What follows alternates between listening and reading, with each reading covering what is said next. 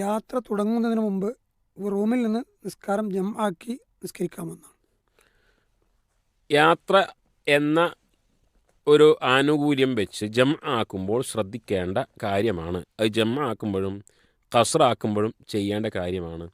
അവർ താമസിക്കുന്ന ആ ഒരു പ്രദേശം നാട്ടിൽ നിന്നും വിട്ട് കടന്നതിന് ശേഷമാണ് ജമ്മും ഖസ്റും ആക്കേണ്ടത്.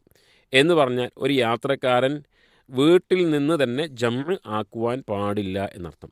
അനസ് റളിയല്ലാഹു അൻഹു റിപ്പോർട്ട് ചെയ്യുന്ന ഹദീസിൽ നബി സല്ലല്ലാഹു അലൈഹി വസല്ലമ മദീനയിൽ വെച്ച് 4 റക്അത്ത് നമസ്കരിച്ചു. എന്നാൽ ദുൽ ഹുലൈഫയിലെത്തിയപ്പോൾ, ദുൽ ഹുലൈഫ എന്ന് പറയുമ്പോൾ മദീനയിൽ നിന്നും 20 കിലോമീറ്റർ ഇല്ല, ഏകദേശം അതിൽ കുറഞ്ഞ കിലോമീറ്ററാണ് ഉള്ളത്. അവിടെ എത്തിയപ്പോൾ നബി സല്ലല്ലാഹു അലൈഹി വസല്ലമ 4 റക്അത്തുള്ള 2 റക്അത്തായി ഖസ്റാക്കി നമസ്കരിക്കാൻ തുടങ്ങി എന്നാണ്. അതേപോലെ അലി ബിൻ അബി ത്വാലിബ് റളിയല്ലാഹു അൻഹുവിൻ്റെ ചില അത്റുകൾ കാണുവാൻ സാധിക്കും. അദ്ദേഹം കൂഫയിൽ നിന്ന് പുറപ്പെട്ട് കൂഫയിലേക്ക് മടങ്ങുമ്പോൾ ദൂരെ നിന്നും കൂഫ പട്ടണം കാണുന്നുണ്ട്. അപ്പോൾ അദ്ദേഹം അവിടെ വെച്ച് കൂഫ പട്ടണം കാണുന്നുണ്ടെങ്കിലും അവിടെ വെച്ച് അദ്ദേഹം ആനുകൂല്യത്തോടു കൂടി നമസ്കരിച്ചു. ഇതൊക്കെ മുന്നിൽ വെച്ച് പണ്ഡിതന്മാർ പറഞ്ഞു, ഒരാൾ അയാളുടെ നാട്ടിൽ നിന്നും വിട്ട് കടക്കുമ്പോഴാണ് അയാൾക്ക് ഈ ആനുകൂല്യം ഉപയോഗിക്കാൻ സാധിക്കാതെ.